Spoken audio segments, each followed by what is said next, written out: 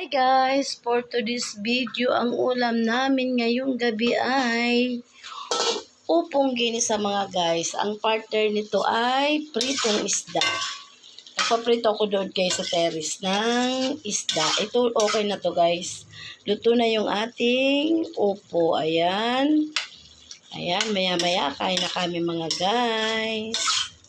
Ito yung napamalingkig ko guys. Ayan yung mga gulay. Tapos yung isda na ipasok ko na guys sa ref.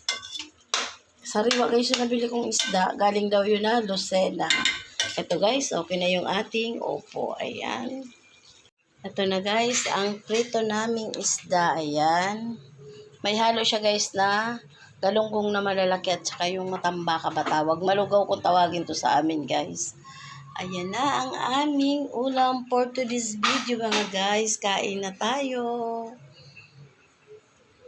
Ayan, kain na tayo mga guys. Ito yung bagong saing yan guys, yung brown rice to.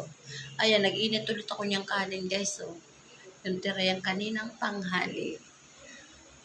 Ayan, kain na tayo mga guys. Bye guys, thank you. God bless po.